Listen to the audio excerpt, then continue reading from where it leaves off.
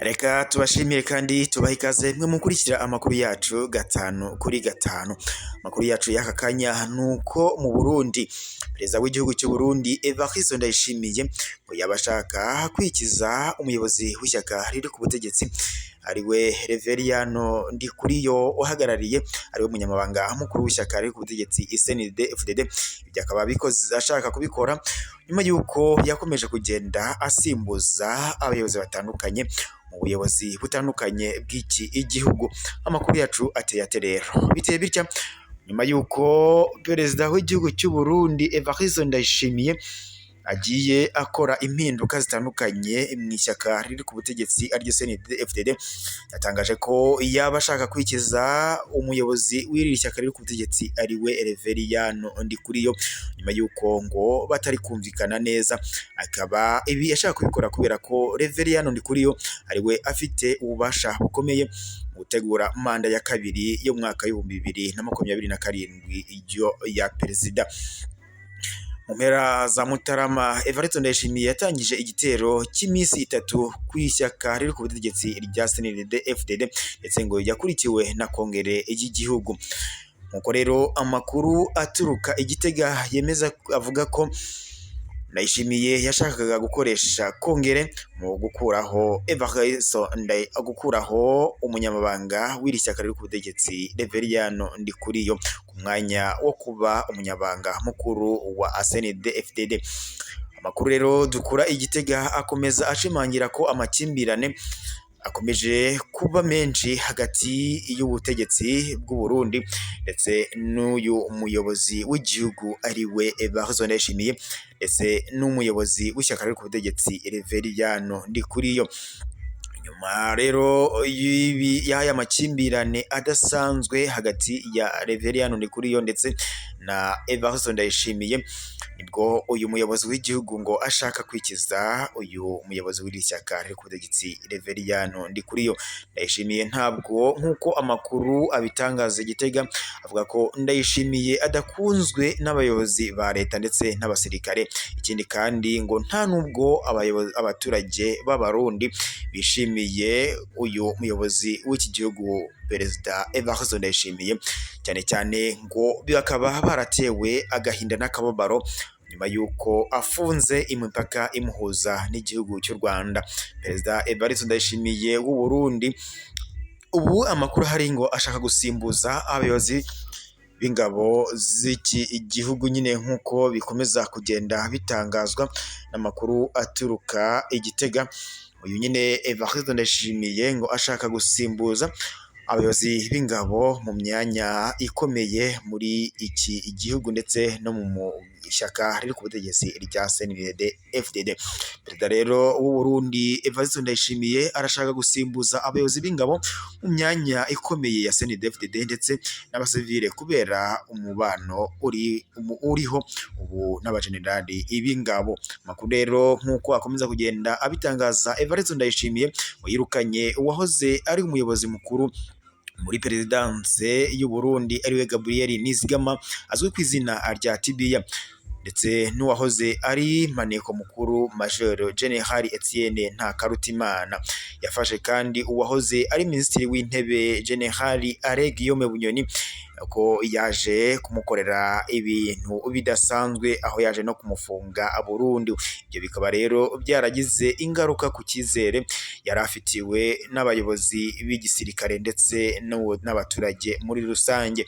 Amakuru akomeza guturuka Igitega avuga ko umujinya ari mwinshi haba mu gisirikare ndetse haba no mu baturage kubera ibyo uyu muyobozi w'iki gihugu Evariste Ndayishimiye akomeje kugenda akorera u Burundi.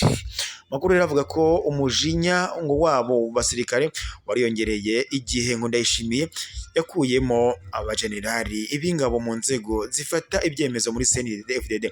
Umubano wa perezida na minisitiri w'intebe General Gervais Ndirakobuca ariwe wasimbuye General Alain Guillaume Bunyoni ndetse n'umuyobozi mukuru w'ingabo z'u Burundi Jean Prime Niyongabo ubu ngubu ngo ntaho uhagaze muri iki gihugu cy'u Burundi.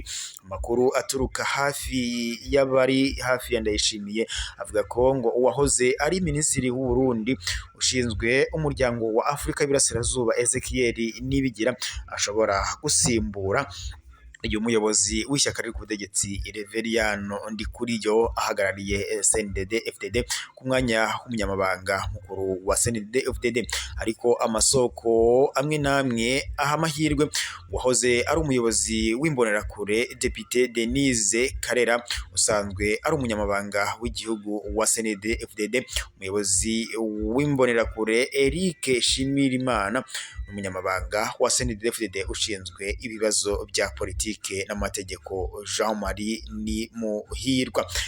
Muri Nzeri 2023 yabonye Ndayishimiye asimbuye na Si Mutoni, Lazare Mvuyekure ndetse na Goderive Ninahazwe mu bari bashyigikiye bikomeye Ndikuriyo hamwe na Doriane Munezero, Denise Karera na Karini Barushimana ngo bayoboka perezida nk'abanyamabanga b'igihugu ba CNDD-FDD. Abayoboke ba CNDD-FDD ngo barashinja Ndayishimiye guhungabanya ishyaka mu gukuraho abacuruzi bakomeye ndetse n'abanyapolitike nk'uko bikomeza kugenda bishimangirwa, hatibagiwe n'abasirikare bakuru kugira ngo bagenzure neza ishyaka ko kandi bakomeje gufata ibyemezo wenyine nk'uko bikomeje kugenda bishimangirwa n'amakuru aturuka Igitega. Ibi rero nk'uko bikomeza gushimangirwa ngo bizatera impagarara muri iyi manda ya kabiri ya perezida y'umwaka w'ibihumbi 2027. Impungenge zikomeje kuba nyinshi kubera iri shaka guhirirwa ry'uyu muyobozi w'ishyaka riri ku butegetsi rya CNDD-FDD, kubera ko ngo uyu mukuru w'igihugu cy'u Burundi ashaka kumwikiza. Si ibyo gusa ngo nk'uko amakuru akomeza kugenda abivuga, nyuma y'uko ibi bintu bikomeje kubamo intambara idasanzwe hagati ndetse n'amakimbirane hagati ya CNDD-FDD n'umuyobozi w'igihugu, ibihugu bituranye n'u Burundi ariyo Tanzania ndetse n'ibindi bitandukanye ngo bishobora kuzahagarika umubano bagiranaga n'iki gihugu cy'u Burundi. Bakaba bashingira kandi ko no mu gihe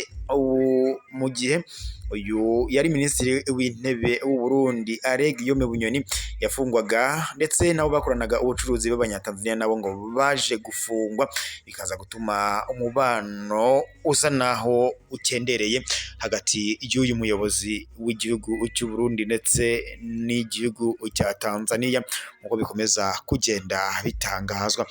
Uyu perezida w'igihugu cy'u Burundi Evariste Ndayishimiye mu gihe gishize yaje gufata umwanzuro wo gufunga umupaka umuhuza n'igihugu cy'u Rwanda, agishinja ko ngo cyaba gifasha umutwe witwaje intwaro ari wo Red Tabara mu guhungabanya umutekano muri iki gihugu cy'u Burundi. Si ibyo gusa kuko Evariste Ndayishimiye mu gihe gishize ubwo yarari ku itariki 21 Mutarama ubwo yarari muri Repubulika Iharanira Demokarasi ya Kongo ari kumwe n'urubyiruko, yatangaje ko agiye gufasha urubyiruko rw'u Rwanda nko mu gutembagaza ubutegetsi bw'u Rwanda buyobowe na perezida w'u Rwanda Paul Kagame. Evariste Ndayishimiye yakomeje kugenda avugwa mu bitangazamakuru ko yaba yaragiye asimbuza abayobozi batandukanye, byakomejwe kuvuga ko ndetse yaba ashaka kugarura ku buyobozi abari mu irage rya perezida yasimbuye ariwe Petero Nkurunziza nk'uko byakomeje kugenda abivugwa. Uyu perezida w'iki gihugu cy'u Burundi rero ubu ngubu akaba yafashe umwanzuro wo kuba agiye guhangana ndetse no kwirukana no gusimbuza kuyobozi uyu muyobozi w'ishyaka riri ku butegetsi ariwe Reveriyano Ndikuriyo. Reveriyano Ndikuriyo bivuga ko akunzwe n'abarundi. Ibyo rero bikaba ngo bizatuma habamo ibice bibiri hagati y'iri shyaka riri ku butegetsi rya CNDD-FDD, ko ngo hashobora kuzavamo igice gishyigikiye Reveriyano Ndikuriyo ndetse n'ikindi gice gishyigikiye uyu muyobozi w'igihugu ari we Evariste Ndayishimiye. Amakuru rero aturuka Igitega avuga ko uyu Evariste Ndayishimiye cyangwa se perezida w'iki gihugu Evariste Ndayishimiye yabashaka kwirukana mu mabanga mu ishyaka riri ku butegetsi rya CNDD-FDD uyu Reveriyano Ndikuriyo nk'uko mukomeje kugenda mubishyikirizwa.